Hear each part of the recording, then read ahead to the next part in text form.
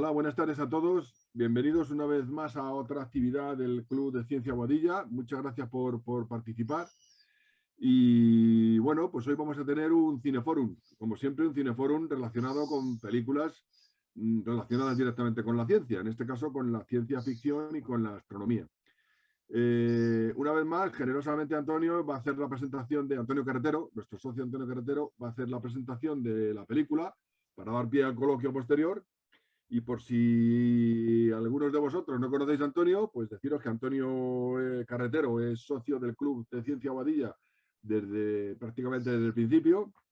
Es doctor ingeniero industrial por la Escuela Técnica y Superior de Ingenieros Industriales de Madrid, técnico superior en prevención de riesgos laborales, máster en gestión medioambiental y máster en evaluación de impacto ambiental.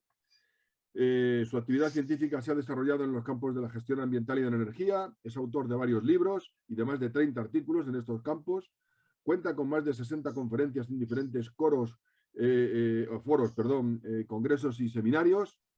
Y actualmente es subdirector de desarrollo en AENOR, auditor jefe de certificación de eficiencia energética y verificador jefe de proyectos estratégicos de ahorro y eficiencia energética, entre otros.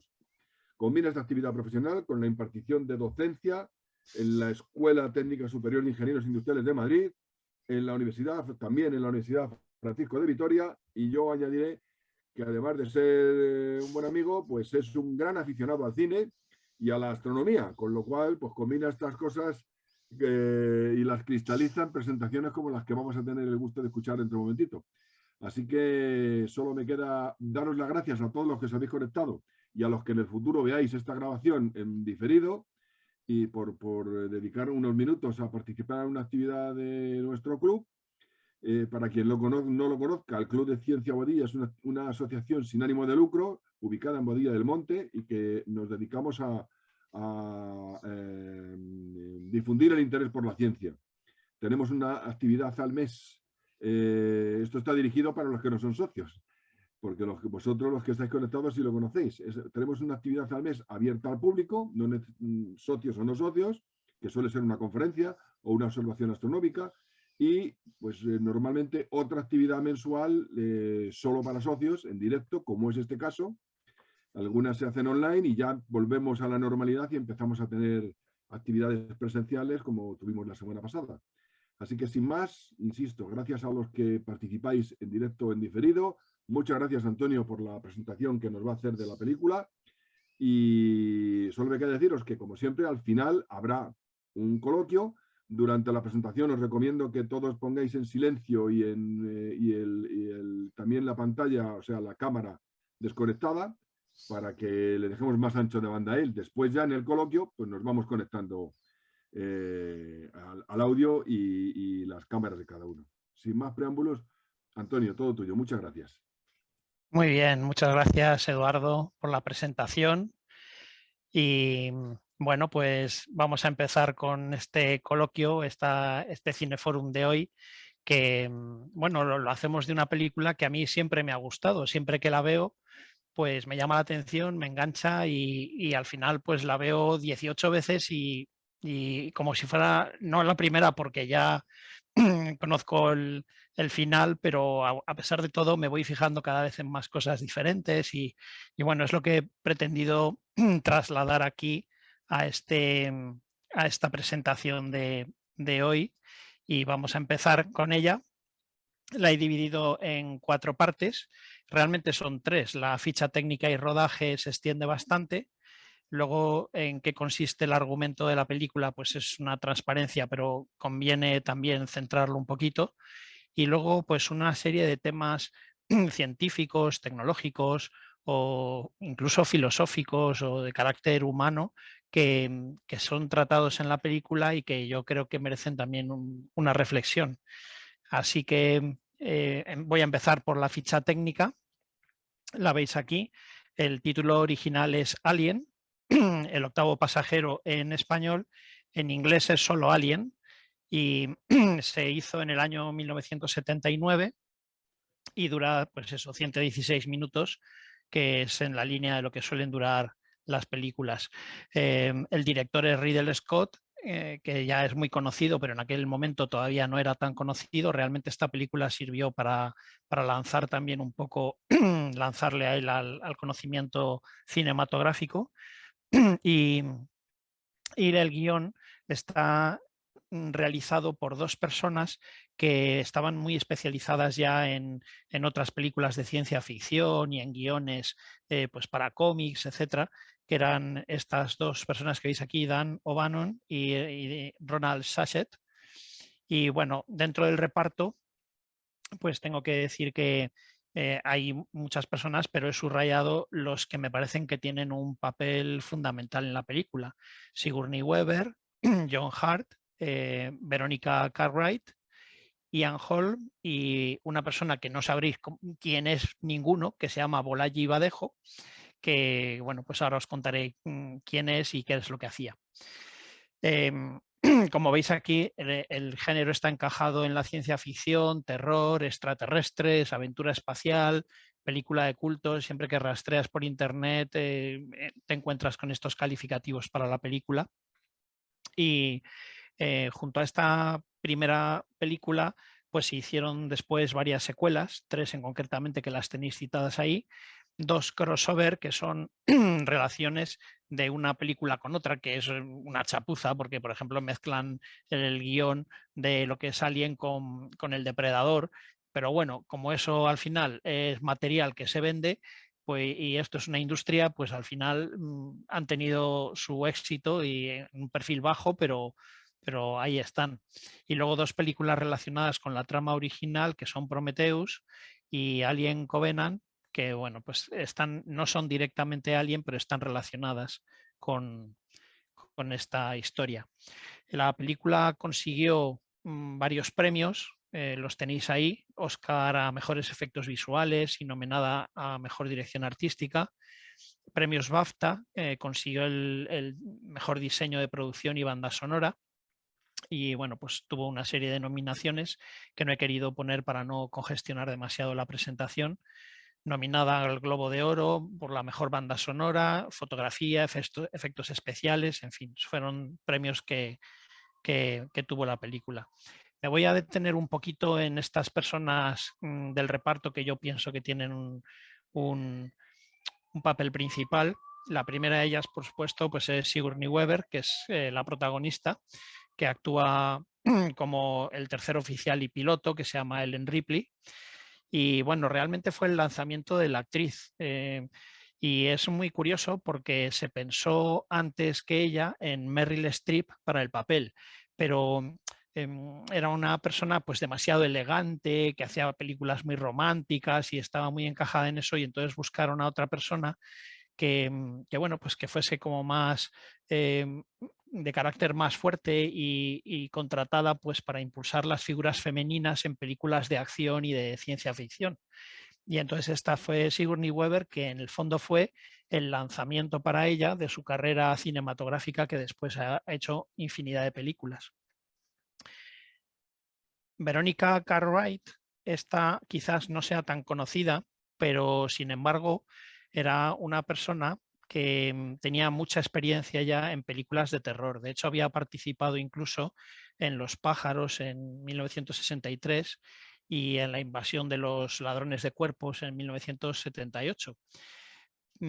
Y inicialmente iba a ser ella la protagonista, iba a ser Ellen Ripley, pero en el último momento decidieron que era mejor pues que hiciese el papel de Lambert, el oficial de navegación, porque ella sabía representar y transmitir muy bien los miedos de los espectadores, como veis aquí en las imágenes, y entonces pues a pesar de que a ella no le gustó mucho, sí que consiguió ganar con ese papel un premio Saturn a la mejor actriz de reparto en este papel que tuvo. Entonces, bueno, ya sí quedó más contenta. Ian Holm, que es el oficial científico y médico, ya era más mayor que todos los demás en la película, entonces aporta su gran experiencia y todo el mundo le conoce actualmente por el famoso Bilbo Bolsón de la serie El Señor de los Anillos, pero que sepáis que era el que hizo el papel del robot, del oficial científico y médico que era un robot en esta película. John Hart también es muy conocido. Kane era el oficial ejecutivo y piloto y no iba a participar en el rodaje por otros compromisos.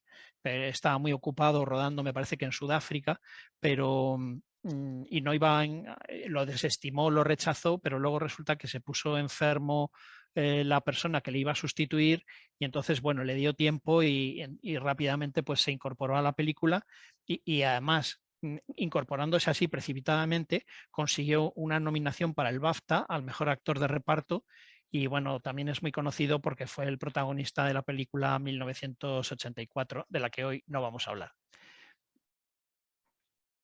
Y esta persona, Bolaji Badello, que veis aquí, pues es que él es alien. Entonces, por lo menos que salga su foto en alguna ocasión.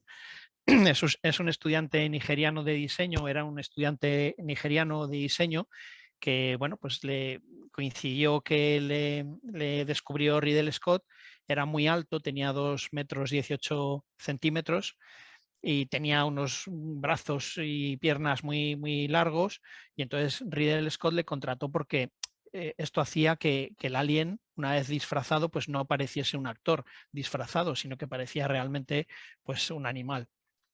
A su vez, Ridley Scott fue contratado porque realmente él creía en la película y la transformó de la típica película de cacería de bichos de bajo presupuesto a una película esencialmente de terror y potenciada además por un entorno hostil y desconocido como es el espacio. Entonces, pues en buena medida el éxito de la película se debe pues a esa visión, a esa fe que tenía Ridley Scott en hacer una película algo más seria que una de clase B. Algunas curiosidades de la película. Pues originalmente se iba a titular Star Beast, bestia espacial, pero se cambió por Alien al resultar más simple y tener un doble uso gramatical como sustantivo y adjetivo. Recordaros que, como cosa curiosa, en el Reino Unido se denomina alien a todas las personas que no son del Reino Unido. La película no es inglesa, es norteamericana, pero bueno, se rodó en el Reino Unido y bueno, es una curiosidad. La nave pasó de llamarse Snark, gruñido, a Nostromo, que es un origen latino más cultivado y que a ellos les gusta también pues, poner nombres de este estilo, de este origen, pues, a las naves y a películas, etc. En español se tituló Alien, el octavo pasajero, pero fue una mala traducción porque debía haber sido el noveno pasajero, pues la tripulación eran 7 personas y el gato. Entonces al final este era el noveno pasajero, no el octavo. Pero bueno, no se contó con el gato, se contó solo con la tripulación. La idea de la película surgió de películas similares estrenadas con anterioridad sobre ciencia ficción y terror. Ahí veis algunas de las películas que se habían hecho con anterioridad y también con el muy reciente éxito de Star Wars en 1977, que la veis aquí, La Guerra de las Galaxias, y algún que otro cómic también relacionado con el tema, como veis a la izquierda. En su estreno, hay que decir, es una curiosidad, que en su estreno en Hollywood se formaron colas de varias manzanas para ver la película y algunos espectadores, después de verla, algunos de los modelos que había de Alien, pues por allí de merchandising, pues lo quemaron considerándolo que era una especie de obra satánica. Inicialmente tuvo buenas críticas la película, apoyadas pues en el suspense creado en el transcurso del film, los efectos visuales y un éxito de taquilla muy importante. Fue una de las películas de mayores ingresos en la historia del cine. Esto siempre se va superando porque cada vez pues va habiendo mayor coste del precio de ir al cine y tal, y entonces va habiendo más ingresos por las películas cuanto más recientes son, pero a pesar de todo en su momento pues tuvo unos ingresos muy importantes. Y como curiosidades, las veis ahí anotadas, la Biblioteca del Congreso de Estados Unidos la incluyó en su Registro Nacional de Cine pues porque consideraron que tenía una importancia cultural, histórica o estéticamente significativa. El American Film Institute la eligió como séptima mejor película en el género de la ciencia ficción. Bueno, estos son argumentos, ¿no? Pero los hay a favor o en contra, pero en fin. Y la revista británica Empire la consideró como la 33 mejor película de todos los tiempos. No sé cómo lo hace, no sé si hace raíces cuadradas para llegar al número 33 o qué, pero bueno, en cualquier caso, es una película que a nadie dejó indiferente. Sin embargo, con el paso del tiempo, las críticas negativas se han impuesto sobre las positivas, al contrario que otras películas, por ejemplo, como Blade Runner, que al principio no tuvo una buena crítica, pero luego fue mejorando. Pues a esta le pasó lo contrario. Debido en parte a lo común y poco creativo del tema, pues se habían hecho películas anteriores que tenían relación con el tema, las numerosas secuencias muy oscuras desde el punto de vista técnico y el mayor enfoque hacia el género de terror que al de ciencia ficción. Veis ahí algunas de las películas, por ejemplo, de Thing from Another World, pues ahí ya aparecía una bestia persiguiendo a los astronautas. En Forbidden Planet, que por cierto la pusieron en una cadena de televisión esta semana y la vi a ver un poquito cómo era y tal, pues ya se hablaba de una señal de advertencia y del acecho de un alien. En Terror en el espacio, pues aparece el esqueleto de un piloto extraterrestre y en un relato corto, una novela, pues ya aparece una cámara también llena de huevos y en el fondo de la principal referencia, aunque no sea espacial, la tenemos en la versión de Tiburón. Esta película en el fondo pues era como Tiburón pero en el espacio, ¿eh? Y bueno, pues ahí veis la oscuridad que os comentaba de los fotogramas que pues prácticamente no dejan ver. Claro, eso le da potencia el género de terror y la incertidumbre, pero desde el punto de vista técnico pues no es lo mejor. En cuanto al rodaje, pues duró solo 14 semanas debido al bajo presupuesto y se realizó en 2 estudios en Londres, como os decía antes. Participaron más de 200 obreros y técnicos que colaboraron para construir pues, los 3 principales escenarios, que eran la superficie del planetoide, los interiores del Nostromo, que eso además los interiores del Nostromo se hicieron en un cementerio de aviones, y la nave abandonada. Y el planetoide fue preparado con toneladas de arena, yeso, veis ahí en la imagen, fibra de vidrio, roca y grava, y los protagonistas tenían que andar por encima en traje espacial. Entonces no era fácil. La película duraba inicialmente 3 horas, pero se eliminaron algunas escenas que están disponibles en formato DVD para darle un mayor ritmo a la huida, a la cacería y la huida de la protagonista. Y entre las que se eliminaron, pues había una escena de sexo entre el capitán Dallas y su oficial Ripley, y algunas conversaciones entre Ripley y tripulantes que no eran asesinados, sino que eran usados para incubar al alien antes de morir. Y esas escenas, pues al final ralentizaban la historia y prefirieron prescindir de ellas. Aparte que así era también más barato. Como curiosidad, interesante es que las pantallas de ordenadores e interfaces, teclados, etcétera, que se usaron en Alien, se aprovecharon también para Blade Runner en 1982. Ahí tenéis, por ejemplo, el ordenador este donde aparece uno de los replicantes. Bueno, pues se usaron previamente en Alien. Y hay una anécdota con los trajes espaciales, y es que hubo un problema con ellos porque estaban forrados de nylon, eran muy gruesos, voluminosos y sin sistema de ventilación. Y entonces, dado el calor de la época del año del rodaje, que fue más bien en primavera-verano, pues los protagonistas corrían riesgo de asfixia en esas escenas, y entonces se tuvo que contratar a enfermeras con botellas de oxígeno por seguridad de los propios actores. Y además, para simular que la nave estrellada era muy grande, pues Ridley Scott tuvo la idea de vestir a sus hijos y al hijo de uno de los camarógrafos de manera idéntica a los actores, pero eran más bajitos, para grabar esas secuencias, y así daba la sensación de que la nave era más grande, y también tuvieron los mismos problemas de asfixia que los actores principales. Veis ahí la foto cómo están andando por la nave.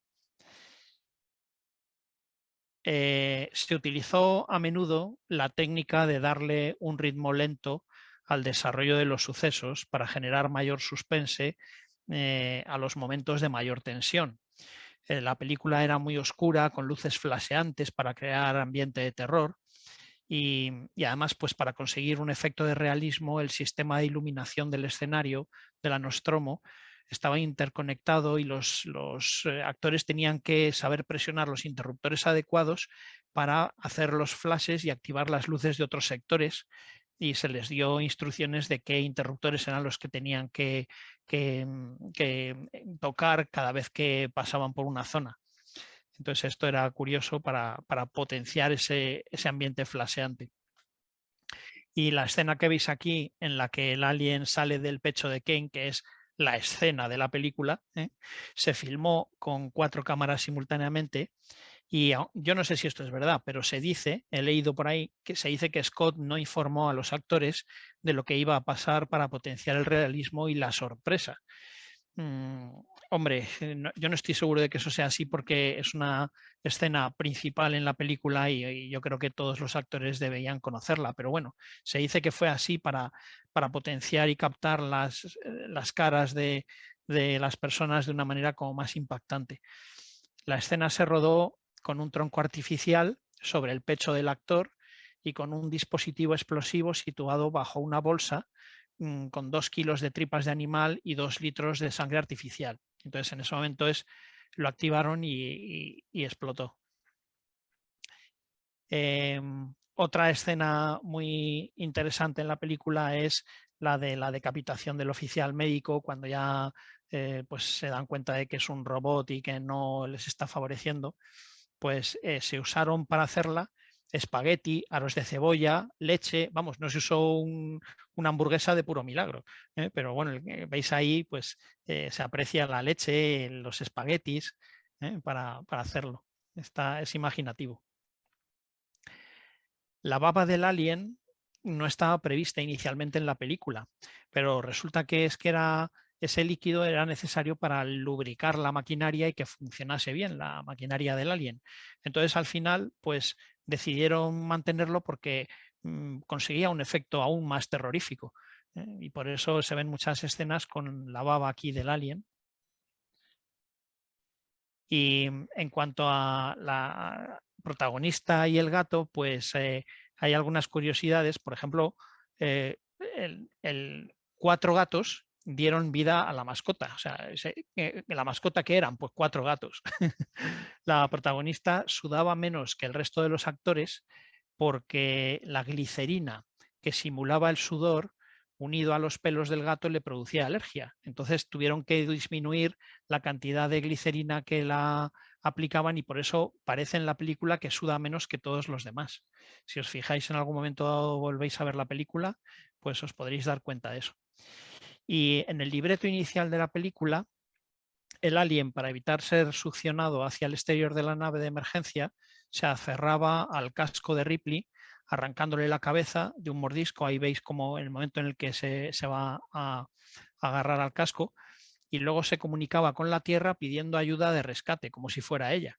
Pero se desestimó este final, primero por inverosímil, porque el animal no ha tenido tiempo de aprender el idioma, porque se pensaba que no gustaría al público, y también para poder dar continuidad al tema en posteriores películas si esta resultaba exitosa. O sea que ya ellos contaban con que era una serie de bajo presupuesto, pero que en un momento dado, si tenía éxito, pues podían hacerse muchos guiones sobre este tema.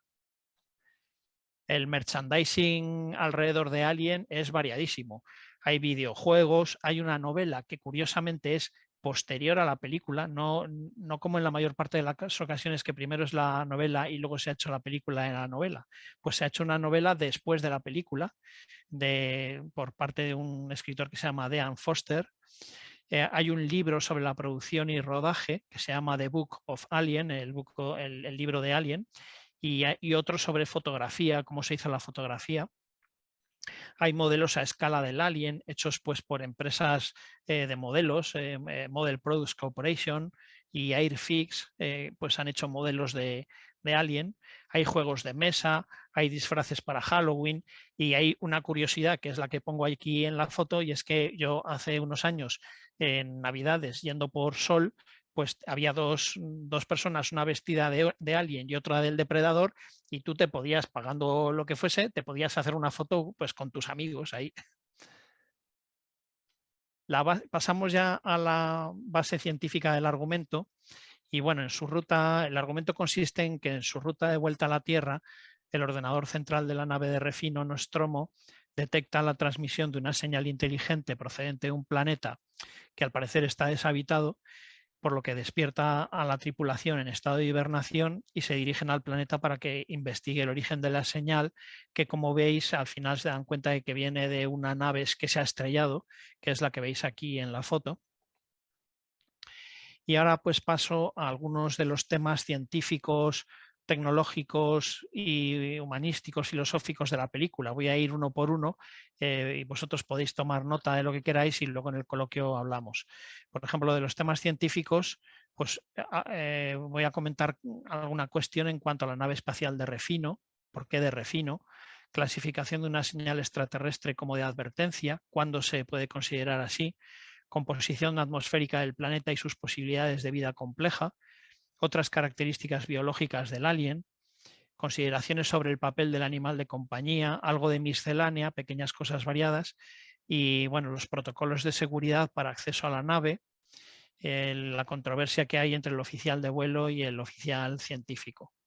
Y en cuanto a temas a considerar desde el punto de vista humano y filosófico, pues la prioridad la controversia entre la prioridad del conocimiento científico, intereses económicos y aplicaciones militares sobre otras consideraciones, la advertencia sobre los usos de la cibernética, también se habla de este tema en la película, y es inevitable hacer alguna referencia al mundo laboral como cierre, pero vamos por orden. Una nave espacial de refino pues no tiene mucho sentido en el espacio. Esta es la nave Nostromo, pero que parece que es una refinería. Para el momento en el que se pudieran hacer este tipo de viajes espaciales, una refinería no tiene mucho sentido por ahí en el espacio, ¿no? Pero bueno. La clasificación de una señal extraterrestre como de advertencia, bueno, pues en la película La Llegada, que no la voy a comentar y no me he querido extender por si acaso en algún momento dado en este Cineforum hacemos La Llegada, se analizan en esta película, se analizan las condiciones para reconocer una señal inteligente intencionada, que básicamente son estas de aquí: que el ancho de banda sea muy pequeño y con muy poco ruido, es decir, está muy elaborado, que se repita. Jocelyn Bell y Anthony Hewis pues detectaron los pulsar, que era una señal que se repetía, y pensaron que podía ser algo inteligente, pero luego se vio que no.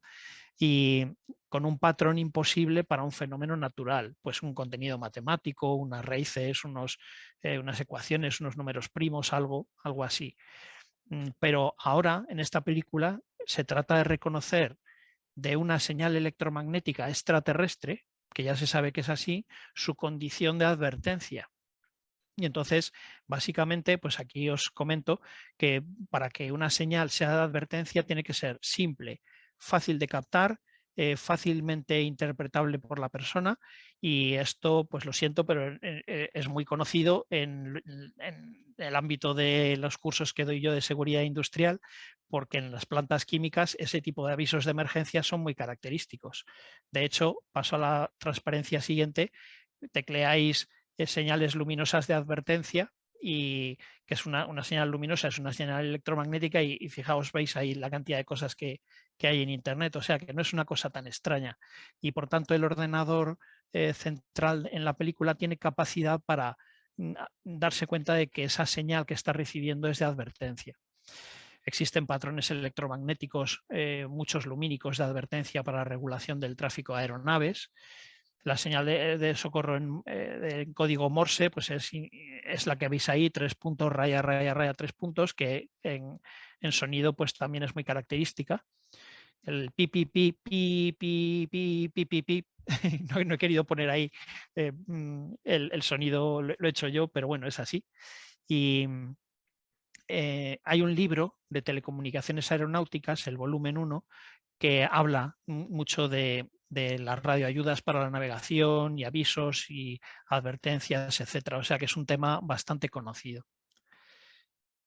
En cuanto a la composición de la atmósfera, pues en la película se dice que en el planeta hay una atmósfera reductora a base de nitrógeno molecular, cristales de CO2, metano, en un planeta rocoso con estratos de lava y frío. Bueno, pues esas son las condiciones que había en la Tierra para la proliferación de vida de bacterias anaerobias. Entonces, ¿sería posible un metabolismo como el de Alien, con un crecimiento y reproducción complejos como tiene en estas condiciones? Pues no parece, pero claro, tampoco el Alien es de ahí, porque parece que el Alien iba en la nave y que la nave extraterrestre, que fue la que se estrelló en el planetoide, o sea que tampoco se da más explicaciones al tema. Parece en estado latente o hibernado hasta que detecta indicios de actividad en las proximidades. En cuanto hay ruido, luz, pues veis cómo se abre el huevo. Y existen animales, por ejemplo ranas en Australia, que permanecen en este estado de letargo durante 5, 6, 7 años y luego cuando llueve un poco allí en el desierto se quitan la membrana, consiguen desprenderse de la membrana que las protege y vuelven a tener actividad biológica. Y todo esto, los documentales de la 2 son muy instructivos para todas estas cuestiones, que es donde he visto yo este tipo de consideraciones. También en la película se nos habla de otras características biológicas del alien y empiezan a decir piel a base de polisacáridos proteínicos que muda por siliconas polarizadas. Y entonces yo me quedé con esa frase y dije, voy a analizar esto un poco. Entonces, piel a base de polisacáridos proteínicos, pues, que tiene unas propiedades especiales, pero no dicen cuáles. Sin embargo, sí que los documentales de la 2 también nos hacen ver que hay muchos animales que disponen de proteínas específicas que les hacen especialmente resistentes en su entorno. Hay muchos animales que tienen proteínas que evitan su congelación, peces y animales de montaña característicos, insectos, que gracias a esos polímeros, sí que esas proteínas sí que son capaces de sobrevivir en ambientes hostiles para ellos. Y las siliconas polarizadas, pues no es una tontería en la película, tampoco porque se utilizan para hacer gafas de estas de seguridad que resisten proyecciones y entonces pues cuando salta un tornillo si da en la gafa no se rompe. Entonces eso da la sensación de que realmente esas siliconas polarizadas pues le dan bastante resistencia al alien. Se adapta muy bien, esto es, entre comillas lo pongo porque se cita en la película, se adapta muy bien a la atmósfera oxidante de la nave, teniendo en cuenta sus necesidades de nutrición que parece que son las anaerobias. Esto no lo aclara muy bien y en 1979 no se barajaba el concepto de extremófilos como hay ahora. Entonces, pues ahí ahora tenemos un rango mucho más amplio de condiciones para la existencia de la vida. Y la reproducción ovípara y transformación en un huésped tampoco es una cosa muy extraña, porque lo hay en la naturaleza. El astronauta en la naturaleza en la Tierra. El astronauta se convierte en huésped. Hay insectos que ponen huevos en personas para su desarrollo y es lo único que es raro es que le paralice y le mantenga en coma administrándole un material biológico para su transformación. Eso ya es en lo que la película difiere de las condiciones en las que se consiguen esas condiciones para los huéspedes en la Tierra.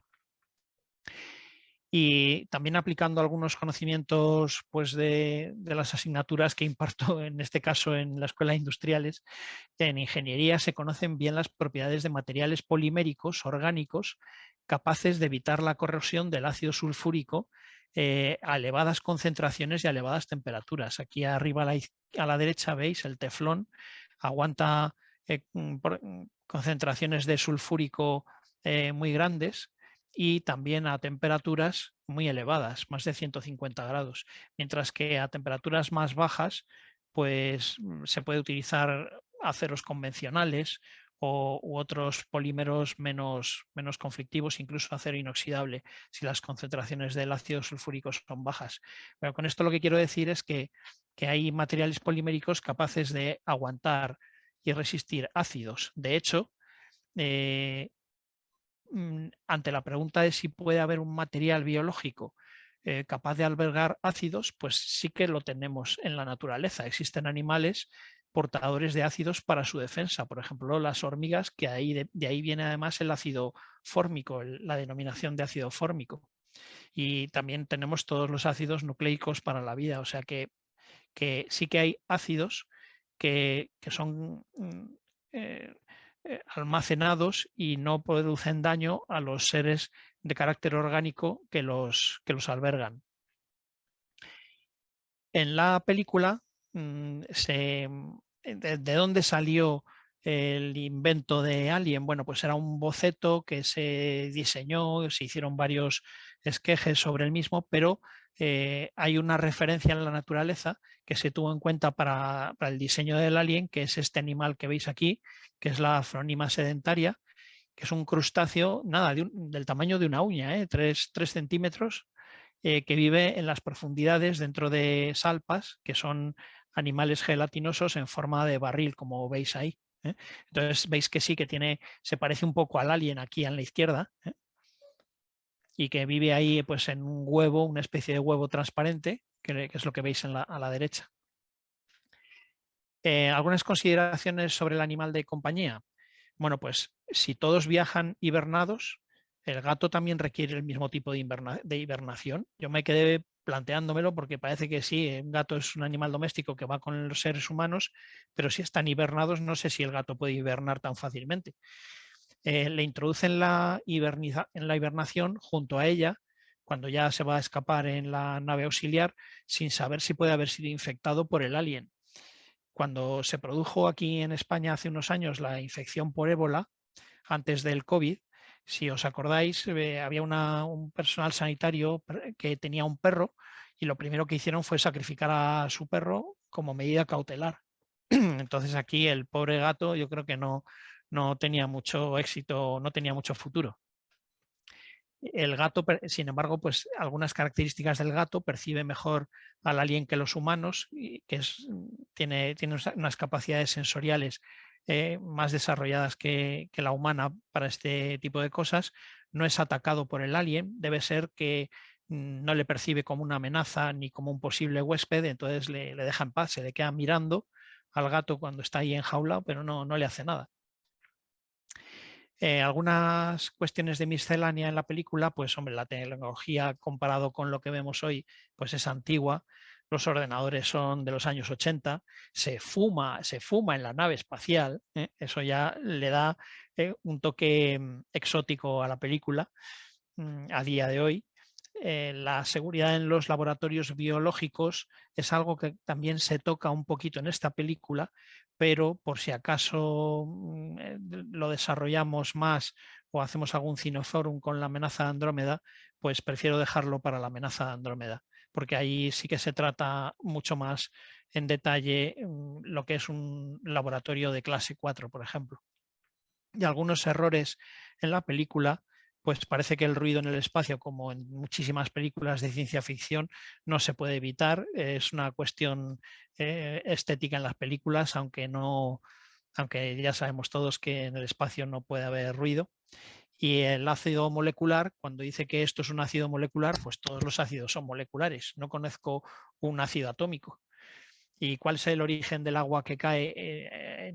Hay una sala de la nave en que siempre está goteando agua y parece que es una especie de sala-torre de refrigeración, pero no tiene sentido porque, hombre, la utilización de circuitos refrigerantes a base de glicoles es mucho más potente y más pequeño. Y sin embargo, además, ¿para qué la refrigeración si el vacío es muy frío? Apenas se necesita circuito de refrigeración. Bueno, en cuanto a los protocolos de seguridad para acceder a la nave, pues veis ahí que hay una controversia, una disparidad de opiniones entre el oficial de vuelo y el oficial científico que se pelean por la ruptura de la cuarentena y el acceso del herido, el herido que luego es el que lleva el alien dentro, y entonces por encima de la vida de la tripulación prevalece el conocimiento científico y sus aplicaciones militares. Entonces hubiera sido, y hablan de que discuten de que tenía que haber estado 24 horas fuera antes de entrar en la nave, pero 24 horas tampoco me parece a mí que sea un espacio de tiempo suficiente. Lo que uno de ellos califica de grave, el otro lo califica de interesante. Ahí es donde se ven las dos diferencias de opinión entre las dos perspectivas. Y con esto lo que se viene a reflejar en la película es una advertencia de que hay que revisar, habrá que ir revisando los protocolos de seguridad en el espacio a medida que se vaya conociendo más sobre el mismo, porque ahora mismo pues, se aplican unos protocolos de seguridad que pueden ser pues claramente insuficientes. Esta es una de las pocas transparencias que, lo siento, pero es todo texto, pero es porque es la principal. Aquí el tema de la película pues, es la crítica a los avances científicos sin límite, a los intereses económicos abusivos de las empresas y a la investigación con fines militares. Y doy varios ejemplos. El ordenador madre está programado para variar el plan de viaje si se dan las condiciones para ello ante la protesta laboral del equipo de mantenimiento que tiene que aceptarlo porque es así las cláusulas contractuales. El oficial científico que fue sustituido unos días antes del viaje, luego la compañía ya sabía dónde iba a enviar a estos tripulantes con anterioridad. Madre y el oficial científico no son humanos, uno es un ordenador y el otro es un robot y están diseñados para no tener en cuenta la vida de la tripulación. Por eso el oficial científico pues abre la puerta al herido, vulnerando la seguridad y se produce el conflicto de intereses. Y la orden 937 en la película, que es una orden que tiene muy mala uva, dice recoger formas de vida para su análisis, prioridad 1, las demás consideraciones anuladas y, por si no queda claro, tripulación sacrificable. Y bueno, pues por culpa de la orden 937, en la siguiente película de Alien, a la oficial de vuelo Ripley, pues le piden explicaciones de por qué ha destruido una nave tan cara y que hay que ver cómo es posible que haya tenido la valentía y la osadía de destruir una nave con un coste tan elevado. Bueno, pues es, entre otras cosas, le argumentan esa directriz, esa orden 937. Bien, aquí veis el ordenador central, madre, que es donde se pelea, donde tienen la pelea los principales actores. Y también en la película se nos advierte sobre los usos de la cibernética. El nombre del oficial científico, Ash, es un juego de palabras porque Ash significa cenizo en inglés, entonces el oficial médico es un cenizo. Y en ese momento de la película, pues todo el mundo odia al robot y al ordenador central y se denuncia el mal uso que puede hacerse de la cibernética, que no es la culpable, y esto fue corregido en las secuelas. Aparecía un robot que sí que era proclive a pues, la protección y la defensa de la tripulación. Y luego la frase esta que reproduzco de Ash, pues es también interesante, que dice: aún no habéis comprendido a lo que os enfrentáis, un perfecto organismo, su perfección estructural es solo comparable con su hostilidad. Dice: admiro su pureza, es un superviviente al que no afectan la conciencia, los remordimientos o las fantasías de moralidad. Y entonces luego dice: no tenéis ninguna posibilidad, pero, y riéndose, dice: contéis con mi simpatía. Entonces ya se ponen de los nervios los astronautas y ya terminan de quemarlo. Y esto me lleva a la última transparencia, que evidentemente hay un paralelismo entre Ash y las actitudes en el mundo laboral, porque vamos a ver, superviviente nato, que no le afectan la conciencia, los remordimientos o las fantasías de moralidad, y que siempre tiene un último gancho para agarrarse a la nave. De estos se conocen varios en todas las empresas de todas partes del mundo. Entonces es inevitable la comparación con las actitudes en el mundo laboral. Y bueno, por mi parte esto es todo. Espero que os haya gustado esta presentación y ahora damos parte al coloquio cuando queráis. Muchas gracias, Antonio. Muchas gracias. Una presentación magnífica. ¿Algún comentario? Lo del final me ha dejado perplejo. Lo de la comparación con el mundo laboral. Venga, Graciela. Bueno, muchas gracias. Sí, la verdad que muy, muy interesante. Y no, yo la reflexión es que por culpa de películas como esta, que se inició con la cibernética en contra de los humanos, todavía tenemos ese tipo de secuela, digamos, que todo lo malo viene de la tecnología y entonces tenemos historia para, sobre todo la gente mayor, acepte esta realidad que nos toca en este momento. Y yo creo que estas películas fueron las que vieron ellos en su momento y el mensaje les quedó. No sé, me parece. Pues sí, hay muchas películas que han empezado, o series de películas que han empezado con un robot malo y que al final el robot ha sido bueno. Por ejemplo, en Terminator, si os acordáis, Schwarzenegger al principio hace del Terminator malo, pero en las siguientes secuelas hace de Terminator bueno.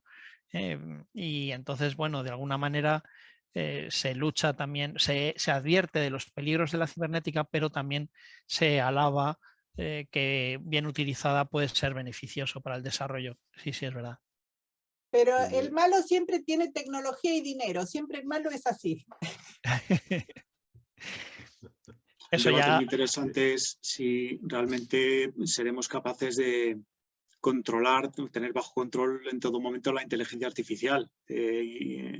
Has mencionado, Antonio, el ejemplo de Terminator o el ejemplo extremo ya cuando tanto Madre como Ash pues tienen un control muy alto de esta misión y bueno, pues son unos intereses que difícilmente encaja en la mente humana que podamos llegar a fijar, ¿no? A utilizar las máquinas para eso. Bueno, pues sí, si los humanos son malos, pues sí, pero sin embargo el Terminator lo que se plantea es que las máquinas toman conciencia de sí mismas y toman control de la humanidad. Bueno, sí. Pues el debate está ahí, ¿no? Si eso puede llegar a ocurrir, ¿no? Estás en silencio, Graciela. Por ahí llegamos a una feliz convivencia, que no haya malos y buenos, sino que convivamos con la inteligencia artificial. Es que la inteligencia me parece que... De todas maneras, Antonio, perdona, de todas maneras plantearos, imaginaros que Ash lleva a término el objetivo y mete a semejante espécimen aquí. ¿Quién gana? ¿Los que han organizado todo el tinglao para que venga o el bicho en cuestión? La respuesta la tienes en Alien vs Predator, que es una castaña pilonga de película, pero los aliens llegan a la Tierra. De hecho, pero una interesante cosa. Sí, Roberto, pero como luego metes al Predator pues ya no es lo mismo. Yo me refiero que se les hubiera ido de las manos. O sea, si realmente este espécimen llega aquí, pues mira lo que ha pasado con el COVID, pues o sea, si semejante espécimen llega aquí, se les va de las manos y pierden los que no tenemos y los que tienen. A mí hay dos cosas que me llaman la atención. Sí. Aparte de que la controversia sobre las máquinas controlando a los humanos ya parte de antes, ya se ve en 2001, que en donde HAL también lleva instrucciones para anteponer a la salud o al bienestar de los astronautas a los objetivos de la misión. Eso me lleva a pensar en que no se aplican. Isaac Asimov eso lo resolvió con sus famosas 3 leyes de la robótica, pero que no se aplica en casi ninguna película de ciencia ficción, salvo las que están basadas en los libros de Isaac Asimov. Pero esto me lleva a una cosa anterior, y es realmente, o sea, acordaos de la Guerra de los Mundos. La Guerra de los Mundos termina, están dominando a la humanidad, pero termina con que unas simples bacterias que producen un catarro sin importancia en los humanos mata completamente a todos los que han venido a invadir la Tierra en la Guerra de los Mundos. Y os decía que eso me lleva a pensar una cosa. Vamos a ver, ¿es posible un organismo que está en los huevos, se abre en una atmósfera completamente sin oxígeno, una reductora, una atmósfera de nitrógeno, que además es un invertebrado, porque muda? lo vemos que muda. Es una cosa muy rara, porque parece que tiene columna vertebral, pero luego muda. Pero insisto, se abre el huevo y se engancha al casco de John Hunt, en una atmósfera, o sea, está vivo en una atmósfera de nitrógeno. En cambio, viene a la nave tiene atmósfera de oxígeno y el animal sigue viviendo. Con lo cual, esto es para contestar también a lo de quién hubiera prevalecido, los humanos o los aliens.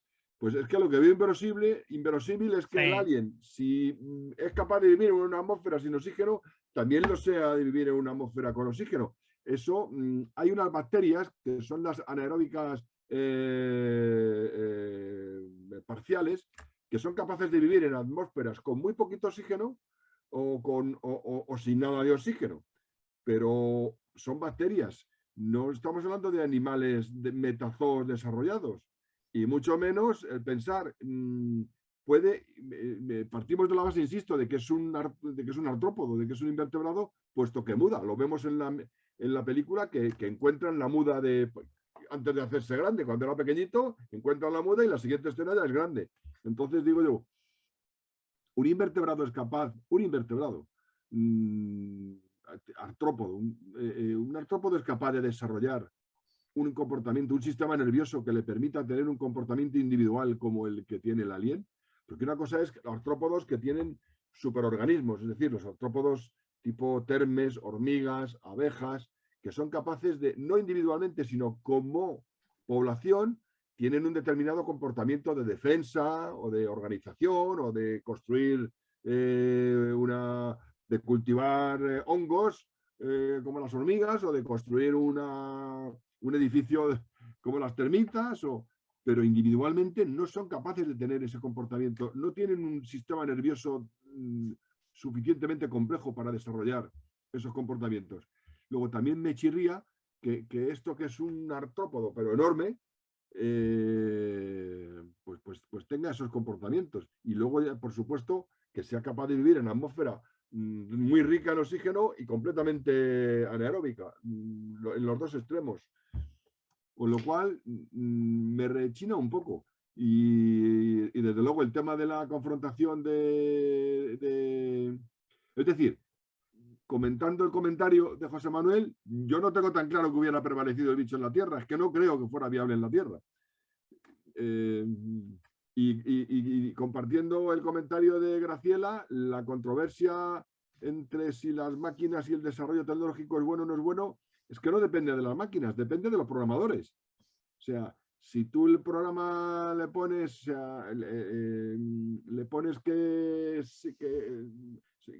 no le pones las leyes de la robótica de Isaac Asimov, para quien no las conozca, Isaac Asimov en sus libros, en sus novelas, ponía tres leyes robóticas. La primera, que un robot no puede, ni por acción ni por omisión, dejar que una persona tenga... No, que un robot tiene que obedecer siempre a una persona, a las personas, a los humanos. La segunda, que no puede, ni por acción ni por omisión, perjudicar a una persona o no ayudar a una persona o cumplir una orden de una persona que sea para perjudicar a otra persona. Y la tercera ley es que los robots siempre tendrán que protegerse a sí mismos, salvo cuando se contradigan con la primera o con la segunda ley. Es decir, la primera, obedecer a los humanos, y la segunda, no perjudicar a los humanos de ninguna manera, ni por acción ni por omisión. Entonces, si tú programas un robot en el día de mañana o un programa que aprenda de sí mismo, pero los fundamentos de comportamiento se los tendrá que programar alguien, aunque sea inteligencia artificial que aprenda luego de sus propios errores, como los ordenadores que aprenden a jugar al ajedrez o al Go chino. Pero si tú no les metes las bases con esas tres leyes robóticas, pues estás expuesto a cualquier cosa. Claro. De todas maneras, Eduardo, Dime. Que nosotros somos estúpidos, por no decir algo más grande, lo tienes ahora mismo con lo que está pasando con lo de Facebook. O sea, se le pilla al tipo que está utilizando, eso es un algoritmo solamente, pero está utilizando el algoritmo para digamos que con unos ciertos intereses espurios y no pasa nada. El tipo cambia la razón social de la empresa y no pasa nada. Y eso es un simple algoritmo. Imagínate ya trasládalo a cosas mayores. O sea, nos extinguimos, vamos, es seguro. Seguro. Graciela quería levantar la mano. No, solo aclarar que me gustaría que en algún momento hiciéramos una charla sobre transhumanismo, que es, digamos, no el robot y la persona, sino el robot con la persona, porque es lo que está viniendo en este momento. Es un tema muy interesante, por ahí lo que habrá que... lo que no es fácil es tener un ponente sobre eso. Hay una película que habla un poquito Yo me sobre... lo busco al ponente. Hay una película que habla un poquito de eso, que es Yo Robot, porque en Yo Robot hay una persona, vamos, el protagonista tiene un implante robótico porque perdió la articulación orgánica y le implantan esto, o alguna otra, Robocop también, ¿no? Sí. Inteligencia artificial. Sí. Pero el caso de Yo Robot es muy curioso, porque es basado en una novela de Isaac Asimov, o bueno, varias mezcladas. Pero ahí es curioso porque, bueno, no quiero hacer spoilers por si alguien no lo ha visto, pero ahí hay la contradicción, es una película muy interesante, pero la contradicción de lo que estamos hablando, de las leyes de la robótica, donde hay un robot que por unas circunstancias muy especiales perjudica a una persona. Y Ya. es un tema interesante para Sí, es curioso, sí. Los malos siempre van a existir. Mira, hoy he leído un artículo que ahora se está poniendo muy de moda el hablar del metaverso, hablando de Facebook, lo que dice José Manuel, que se ha convertido en Meta y un poco pues es el pionero en explotar el metaverso económicamente, por supuesto, porque Facebook, su objetivo fundamental es hacer dinero, básicamente utilizando los datos de la gente y como intermediario de compras, etcétera, ¿no?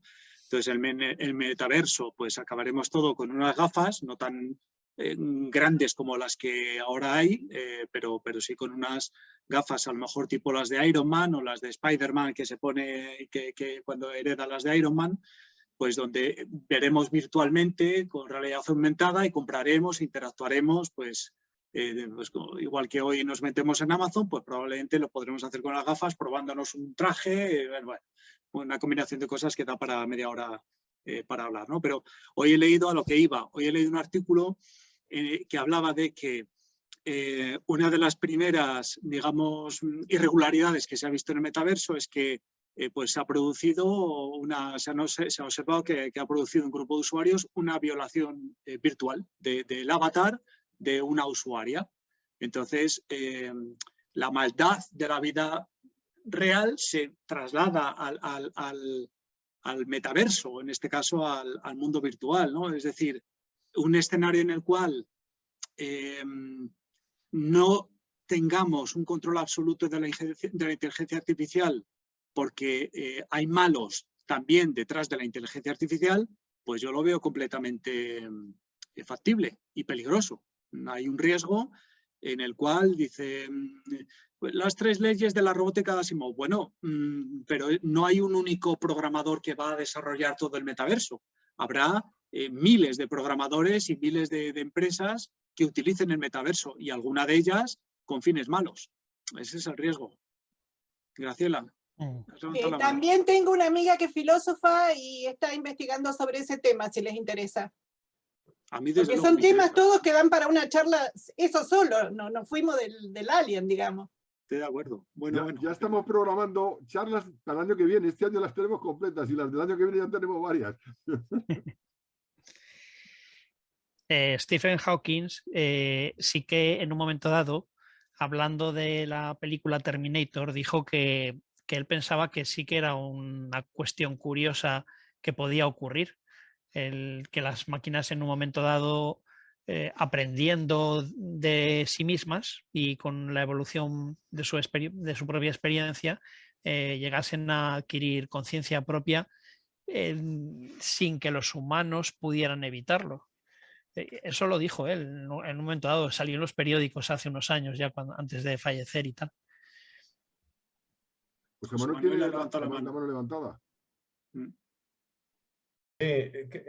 abundando un poco en lo que decía Roberto y de lo que llevamos hablando desde el principio, me estoy acordando de una frase, un ejemplo que da un libro que estoy leyendo sobre la historia de las civilizaciones, que en el año 340 un papa prohíbe que en aras de expandir el cristianismo puedas blandir un arma. Y Constantino, apenas unos 100 años después, dice que no, que para extenderlo, si hace falta, se mata. Y de hecho pues se siguió. Con lo cual, y hay más ejemplos. Me he acordado de este, que no quiero decir, no es porque sea cristianismo, porque luego hay más, o sea, hay más ejemplos.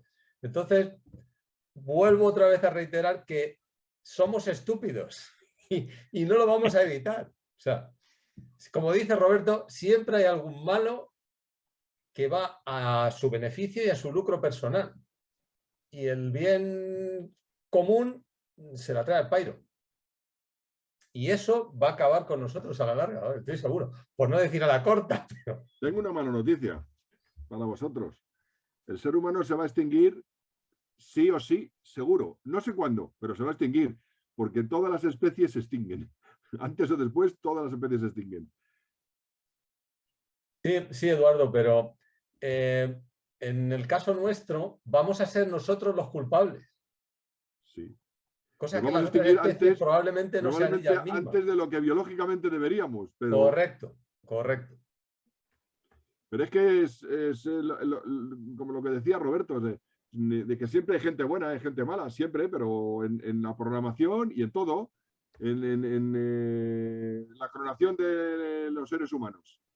Está prohibido éticamente, todos los comités de ética occidentales han prohibido que se hagan experimentos con embriones humanos para clonarlos, para clonar personas, para mejorar determinados caracteres que no salgan a la carta rubios, con ojos azules y más inteligentes, o más rápidos o más fuertes. Pero yo estoy convencido de que lo que la ciencia permite hacer, antes o después, alguien lo hará. O sea, que seguro que algún día nos enteramos, supuestamente ya hay noticias de que hay científicos, y algunos que se han ido de Occidente, que hay científicos en los países del este experimentando con eso, experimentando con la clonación humana y con... Y está prohibido, imaginaos las implicaciones que tiene clonar a una persona. Cogemos unas células de Hitler de sus huesos, sacamos su ADN y le clonamos. O sea, eso es un ejemplo esperpéntico. Pero gente buena y gente mala lo va a haber siempre. Y lo que la ciencia permita hacer, alguien lo hará. Sin ninguna duda. Yo tengo más cuestiones. Perdona, no sé Eduardo. si tiene más preguntas. Haciendo un comentario más frívolo y más cinematográfico, que creo que no lo ha citado Antonio, porque he tenido que hacer una cosa con mi hija y no he podido estar delante de todo el rato del ordenador.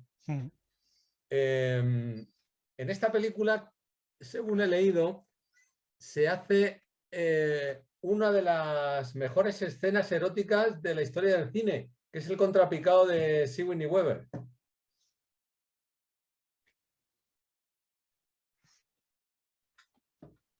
Nos has dejado mudos. Sí. No me acuerdo de qué escena es. Cuando se pone el traje, cuando está sola, que sí. está sola con el gato. Sí. Y no está sola con el gato.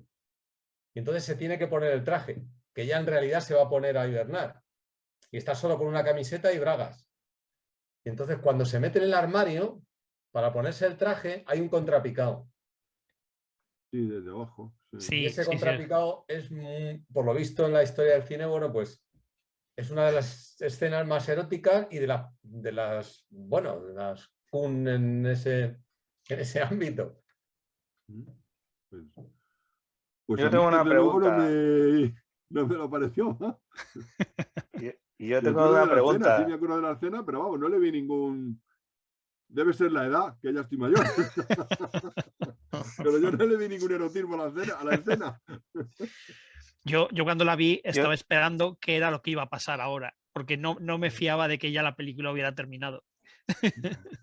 Yo tengo una pregunta. Adelante, José. Sí, sí. A ver, técnicamente es posible fabricar un detector de movimiento por cambios en la microdensidad del aire. Yo creo que sí. Y Con de ácido hecho, molecular, quién sabe. no, pero de hecho hay muchos detectores. Por ejemplo, yo he trabajado con una cosa que se llama Magescan. Bueno, me acuerdo del nombre comercial, que es como una especie de barra de hierro con un agujero en medio y en función de las partículas que pasan por ese agujero, las cuenta porque hay un barrido de rayos, entonces las cuenta y es un contador de partículas en ambiente.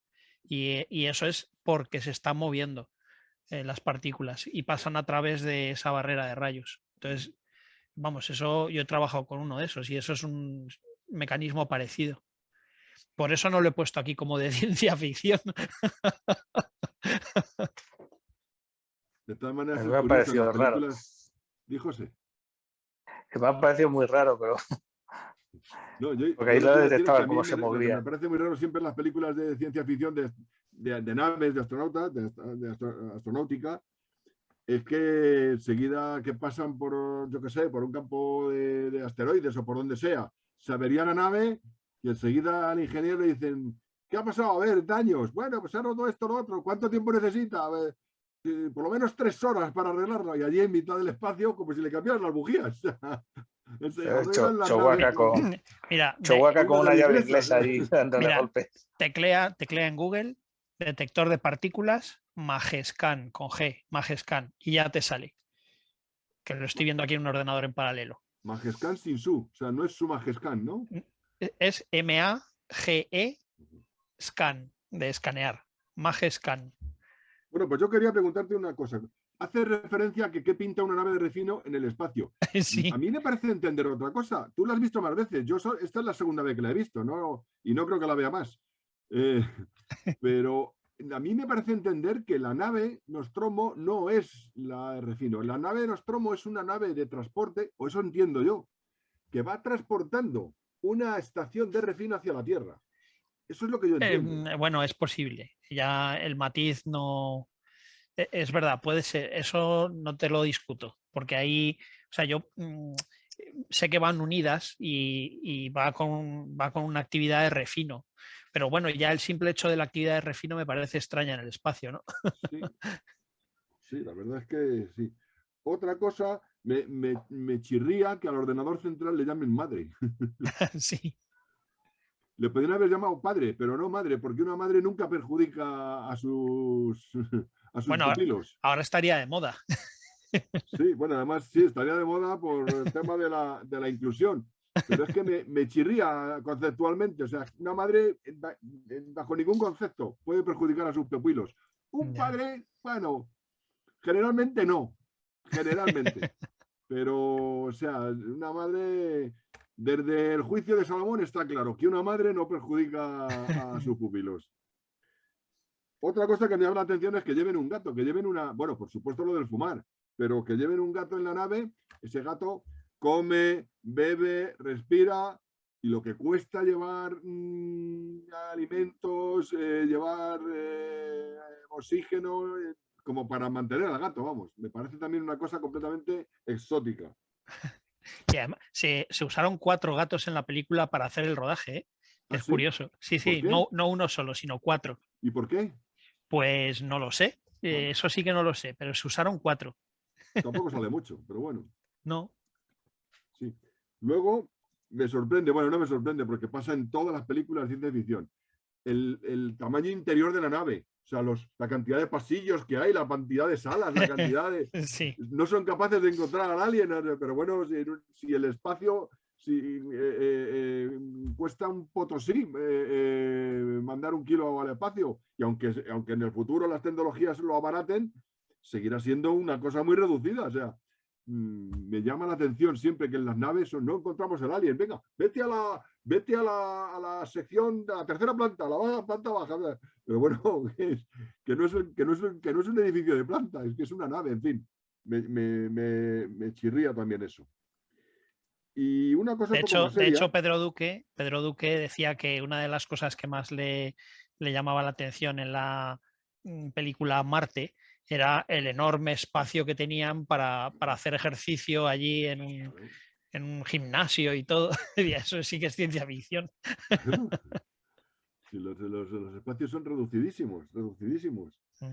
Yo he visto el Skylab, he estado dentro del Skylab en el Museo Smithsonian del Aire y el Espacio en Washington, y es claustrofóbico. Y además, claustrofóbico, yo que no soy tampoco, no soy muy alto, cuando era joven todavía, pero me daba en el techo, tenía que ir agachado. O sea, de hecho, en aquella época, en aquellos años, había un límite de altura muy pequeño para los astronautas. Pues, no podían ser muy altos los astronautas, entre otras cosas porque son igual de listos los altos que los bajos, y en cambio los bajos pesan menos y ocupan menos, con lo cual cuesta menos mandarlos al espacio. ¿Recordáis el tamaño del puente de la Enterprise? Uf, madre mía. Sí, allí sentado, el comandante Kirk, sentado en el sillón aquel, que parecía aquello la sala de mandos de una central nuclear, madre mía, sí. Y otro sitio, más cerca, en Toulouse, hay un parque que se llama la Cité de l'Espace, la ciudad del espacio, y hay, a tamaño real, hay una de las estaciones Mir, y también ahí no te puedes meter dentro. Solo puedes ver por ventanas y por cosas. Pero ves que aquello era, vamos, claustrofóbico. Era como el hueco de un ascensor, o sea, como el tamaño de una cabina de ascensor, pues 4 o 5 puestas juntas. O sea, una cosa que... Pero luego vienen las películas y lo hacen enorme en los sitios. Hacen enorme los espacios. Es una cosa que me chirría. Pero la última duda que yo tenía, y por si, ¿qué opinas de esto? Tú hablabas del protocolo de seguridad, Antonio. Sí. A ver qué opináis los demás sobre este tema. A mí, más que el protocolo de seguridad de lo que traigan a la Tierra, porque no está claro, o sea, hasta ahora no se ha encontrado ningún vestigio biológico fuera de la Tierra. Pero como ya estamos hablando de que vamos a traer muestras de Marte y tal y cual, pero a mí lo que me da más preocupación, estoy más preocupado, lo primero, por lo que nosotros podemos llevar, es decir, que contaminemos otros planetas. ¿Hasta qué punto de verdad están las naves verdaderamente esterilizadas? Eso por un lado. Y por otro lado, lo que va a pasar aquí en la Tierra con otra de las consecuencias de las exploraciones y del cambio climático. Del cambio climático en cuanto a la descongelación que está habiendo del permafrost en toda la zona boreal del planeta. Estoy refiriéndome a Siberia, a Laponia, a toda esa, se está descongelando el permafrost y están dejando salir restos de mamuts, restos que seguramente tenían bacterias hace millones de años para las que posiblemente no estemos preparados. Eso por un lado. Y por otro lado, estamos haciendo perforaciones en un lago en la Antártida, no sé si se llama el lago Vostok o algo así, pero están haciendo perforaciones en un lago en la Antártida que estuvo en contacto con la atmósfera, pero que no está en contacto con la atmósfera terrestre, igual desde hace muchos millones de años. Puede pasar dos cosas, que lo contaminemos nosotros ahora con las bacterias que están actualmente, o al revés, o que allí haya restos de seres vivos que vayan a salir y que no estemos preparados. Lo digo porque esto, enlazándolo con el tema de lo que estamos viendo todavía, los coletazos o no tan coletazos de la pandemia del COVID. A mí me preocupa mucho más las bacterias que estamos dejando a la intemperie, por decirlo de alguna manera, ahora que lo que podemos traer de la Luna. En la Luna de momento parece que no hay nada biológico. Y de ningún otro sitio, en Marte, que si es que dentro de la década de los años 30 traen algo, definitivamente, de estos tubitos que está dejando con muestras el Perseverance para que vaya luego una nave europea y la Rosalind Franklin y se lo traigan de vuelta, pues no veo yo mucho riesgo en eso. Veo más riesgo en lo que está pasando aquí. ¿Qué opináis vosotros? Bueno, en la Luna, hace no mucho tiempo se estrelló, que también salió en los periódicos, una nave, creo que era israelí, no me acuerdo ahora muy bien, pero que llevaba muestras biológicas, tardígrados y tal, y funcionó mal y se estrelló en la Luna. Y entonces ahora mismo no saben, es imposible saber si esas muestras biológicas han proliferado o no. Porque los tardígrados son animales que pueden sobrevivir en unas condiciones increíbles. Bueno, Entonces, pero son tardígrados, ya los hay aquí. O sea, si sí, vuelven, lo sé aquí. Es una si contaminación vuelven, de aquí hacia seguirán afuera. siendo tardígrados. Lo que no Sí, van a sí. hacer es evolucionar. Si resisten vivos, vale, pero evolucionar no van a evolucionar en la Luna.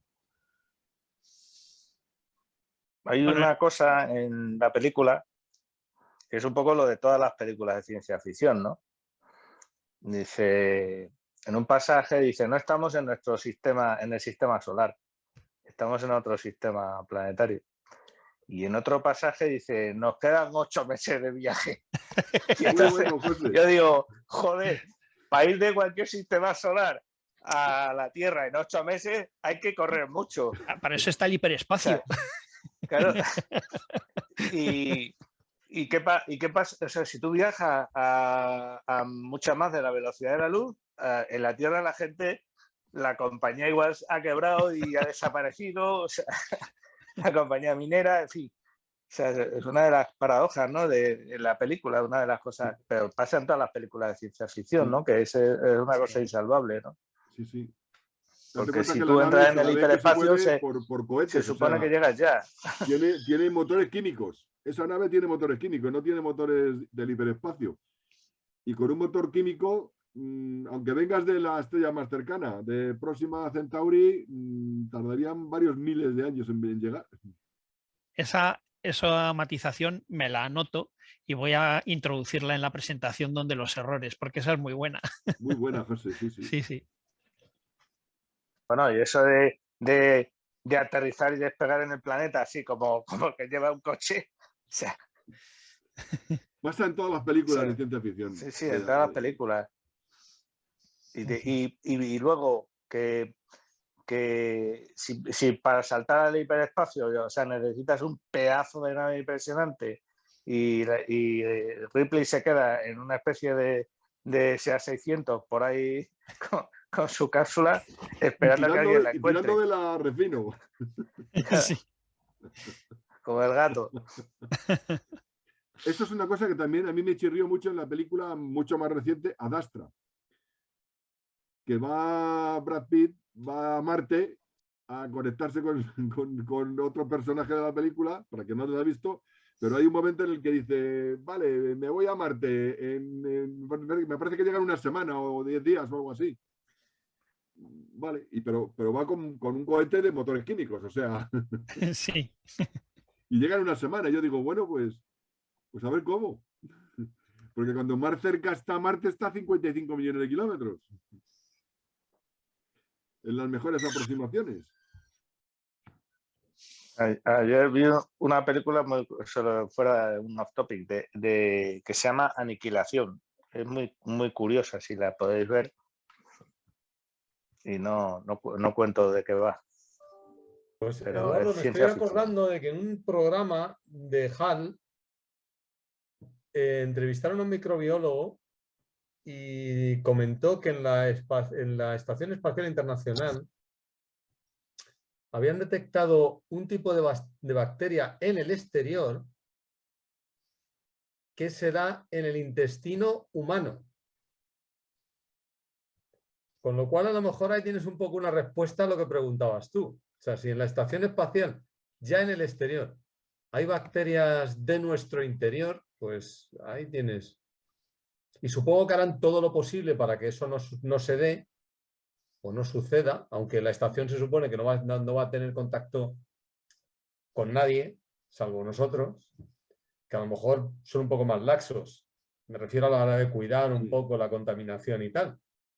Pero por lo visto, dentro los hay, pero lo que destacó es que los hay fuera. Pues fíjate.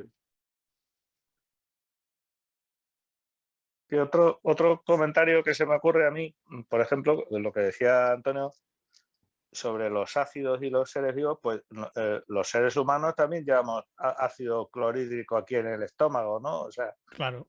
te quiero decir que eso también... Y alurónico no en es nuestros cartílagos. Los documentales de la 2. Tenéis que ver los documentales de la 2, porque eso es crear cultura, ¿eh? Y los limones están llenos de ácido cítrico y las hormigas de ácido fórmico. Pero además, o sea, tú echas en el ácido en el suelo de una nave y reaccionará con unas cosas y con otras no. O sea, no tiene por qué, Claro. porque no todos los ácidos reaccionan con todas las materias. O sea, Mira, hace muchos años estuve yo en Mali y me hablaron de un insecto que lo llamaban cantárida, que me recordaba mucho al alien. Es un animal que es una especie de escarabajo La mosca española. del tamaño de una cucaracha nuestra y un aspecto parecido, aunque es más rechonchito, no es plano como la cucaracha nuestra. Se alimenta del mijo y está en los campos de mijo. Y las mujeres que estaban trabajando en el mijo llevaban a los críos con el latijo este que hacen con la manta en la espalda, y algunos de ellos llevaban unas úlceras en la cara muy, muy llamativas, ¿no? Y le preguntamos al guía que venía con nosotros, que era español, que éramos un grupo reducido, era muy, muy reducido, y este hombre conocía mucho el terreno, y nos dijo que era por la cantárida, que nos dijo tener cuidado si la veis, o sea, intentar no asustarla, porque cuando se asusta suelta un líquido que te provoca una quemadura, que de hecho lo que tenían los niños eran quemaduras. Y bueno, pues esa noche a un amigo mío, en el cabecero de la cama, había una, y le echó el líquido en la mano, en el lomo de la mano, y nos costó Dios ayuda a controlar la quemadura. O sea, me recordaba a alguien, porque le echabas llevábamos entonces nosotros una pomada y la quemadura era del tamaño de una moneda de 5 duros. Pues le echábamos la pomada en el centro de la herida y era curioso cómo la pomada se iba a las orillas de la herida, dejando expuesta la herida otra vez.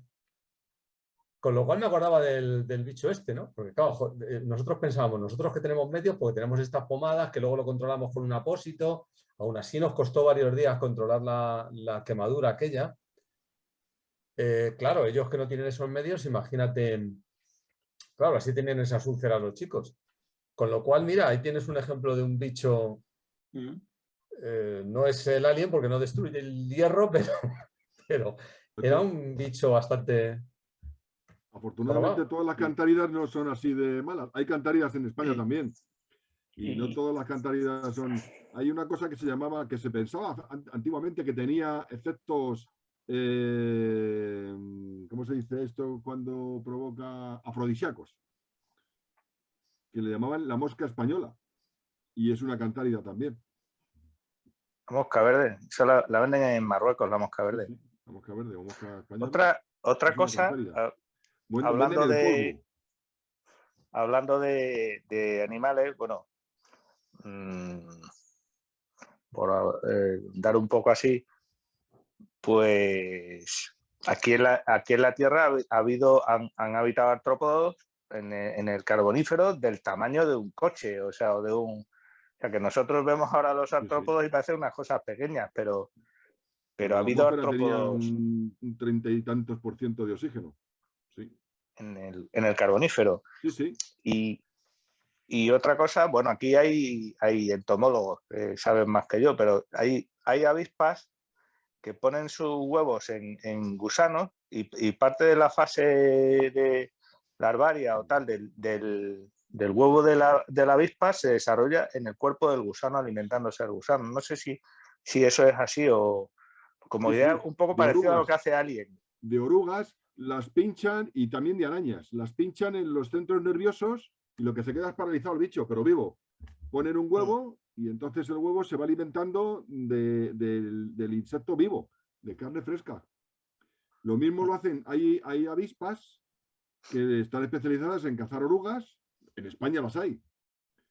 Yo lo he visto, vamos, lo he visto en el campo. Cazarla y hacer el agujerito, meter la oruga, enterrarla, pero en otros sitios hay, en el Amazonas hay avispas grandes, creo que son del grupo de los sírfidos, creo, pero me puedo estar equivocando del grupo. Y son himenópteros, por supuesto, creo que son de la familia Sylphidae, pero insisto, me puedo estar equivocando. Pero hay algunas que lo que cazan son arañas, tarántulas, y las paralizan. Las aguijonean justo en el sitio donde tienen los centros nerviosos y lo que se queda es paralizada. la oruga o la araña, lo que sea. Hablando de insectos, Antonio, has mostrado en una foto, en una de las diapositivas, has mostrado una larva que dices que... No, eso es el bombílido. Eso es un bombílido, es un escarabajo que mezcla dos... Esto. Esos son... la enfermedad se llama miositis. Y lo hay en animales... eso es un díptero. Bueno, no uno. Hay varios dípteros que hacen eso.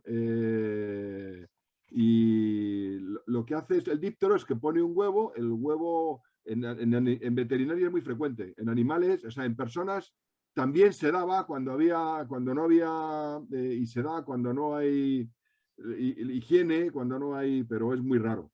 Y siempre, claro, en personas que están en vaqueros, en personas que están completamente en contacto con los animales. Y eso es un díptero. Es un díptero que pone un huevo, el huevo se mete dentro de la piel y se desarrolla haciendo una úlcera dentro de la piel, eso se va deteriorando y llega un momento en que eso se abre y sale el díptero nuevo. Pero eso es una larva y además esas rayitas que se ven oscuras, si se ve al microscopio, son ganchitos.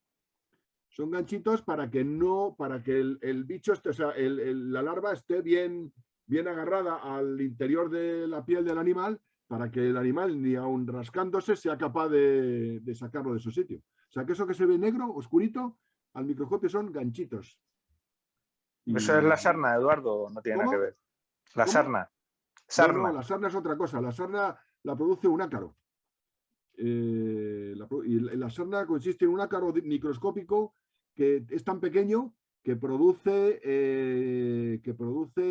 galerías dentro de la piel. Fíjate lo finita, que lo hemos visto el otro día en la sesión de microscopía, lo finita que es la piel, pues produce, ¿lo veis? Pues eso que se ve oscuro son ganchitos. Y miosis. Los géneros que producían esto, no me acuerdo, pero son varios géneros, siempre son dípteros. Si lo buscáis, dípteros. Miositis. Se da mucho en animales, en vacas, en animales domésticos. Y se puede dar también en personas. Por ejemplo, era muy frecuente en la cara. No sé por qué, pero en los libros, estoy recordando ahora libros de parasitología clínica, de cuando yo hice la carrera, y recuerdo ver fotografías de este tipo de larvas en la frente y de personas. No, lo que yo iba a preguntar, se ha pasado. Ah, sí. Antonio, has puesto una diapositiva. Cuando sale la diapositiva del actor que hace de Alien, abajo a la izquierda hay otro personaje, un señor de color. ¿Quién es ese? Es él. Ah, ¿el mismo? Pues no se parece, ¿no? Es que es él. Sí, sí, es él. Sí. Bueno, ¿cómo ha cambiado? Bueno, es que ahí le ves vestido de Alien y en su papel serio, porque se va a fagocitar a quien sea, y en el otro pues le ves saliendo del bar tomando unas cervezas. La cara, solo se ve la cara. La cara de este otro no se parece a la de este. Pues es el mismo, sí. Es el mismo. Amigos, un poco más tarde. Me voy a tener que descolgar, que voy a dar de cenar a la tropa. De acuerdo, Roberto. Te hago hospedador, vale. Eduardo. Digo que esta foto es de un poco más mayor que aquí. Y más gordito. Sí. Se ha quitado el bigote. Cosas. Sí, Graciela, dinos. La primera es que me enteré que la ropa sucia de los astronautas la tiran al espacio. ¿Es real eso? Porque entonces estamos contaminando el espacio. Bueno, el espacio lo estamos contaminando. Pero bueno, pero con bacterias y con todo lo que se te ocurra. Pero, hombre, supongo que te referirás, no lo sé si es cierto, no tengo ni idea. En Saber y Ganar me lo enteré. Qué raro me parece. Sí, pero Saber y Ganar siempre sabe. Pero sería basura espacial. Después la otra cosa es que pese a todas las películas que hemos visto, digamos, de antes de los años 90, ninguna se le ocurrió el tema de internet o el móvil concretamente, ¿no? O sea, como que la realidad superó la ficción y la ciencia de anticipación muchísimo, ¿no? Con todo lo que el móvil significa tener un móvil encima, ¿no? Y después la otra cosa, con respecto al transhumanismo, que recién me comuniqué con la persona que me interesaba que estuviera, me dijo que si queríamos en este año nos proponían mandarnos 3 artículos del tema y una charla de YouTube para que la tuviéramos en los grupos de WhatsApp, lo que no sé a qué grupo mandarla. Pues... Pero bueno, lo piensas y después me dices, no me tienes que decir ahora, pero te digo como una inquietud para, digamos, no partir de cero cuando ella dé la charla, ¿no? Ya. Pero a corto plazo no podemos programar esa charla, Graciela. No, ya le dije que era para el año que viene. Ella dice, para no estar tan descolgados el año que viene, que este año ella nos propone mandarnos 3 artículos que tiene publicados y una charla, una entrevista de YouTube que tiene como para ponernos en tema de que empecemos a investigar nosotros sobre el transhumanismo también, ¿no? Bueno, pero no pues, sabía por qué grupo mandarla. Pues al grupo, es una cuestión de ciencia, puedes mandarlo al grupo general, yo creo. O al de general o al de evolución humana. El que, no sé. Yo porque el general, para no empezar un debate en el general. Pues mejor al de evolución humana. De acuerdo. Evolución humana, sí. Hay que tratar de poner el menor número de mensajes posibles en el grupo general. Muy bien, pues... ¿Tenéis más comentarios? Hay una cosa que me llama la atención, que supongo que a vosotros también, la cabeza de este elemento en cuestión, la forma anatómica que tiene, y otra cosa que tiene en la espalda, tiene como 6 tubos o algo parecido. A ver. En la foto que has puesto anterior con el negro, con el que se supone que está ahí, si te fijas en el bicho cuando está de pie y de perfil, con la cabeza puesta, con la cabeza de verdad, no la humana, tiene ahí como 6 tubos, ¿los ves? ¿Estos? No, debajo, en la espalda. Ah, estos. Esos. Que se ven en más ocasiones a lo largo de la película. Es un bicho muy raro. Eso, pues, yo creo que, quiero decir, a nivel anatómico eso entorpece mucho el movimiento. O sea, no sé, en el afán de hacerle raro, yo creo que ya se ha pasado, ¿no? Eso era por poder sujetarle por detrás, para que no se cayese hacia adelante. Está claro que el bicho es un artrópodo porque muda como los artrópodos, para crecer. Luego es invertebrado con exoesqueleto. En cambio le ponen una cola en la que claramente hay vértebras. Por lo tanto sería un vertebrado. O sea, han hecho una mezcla ahí. Luego es un invertebrado, pero le ponen costillas exteriores. Una cosa muy rara. Sí. Y que yo recuerdo ahora mismo, no recuerdo ningún invertebrado, ningún artrópodo con 4 patas, o sea, con 4 extremidades. Y mucho menos bípedo, pero o tienen 6, o tienen 8, o tienen 10. Me han hecho una imaginación muy rara. Tienes que dejarte llevar por la imaginación, Eduardo, que este bicho viene, es como que, dice...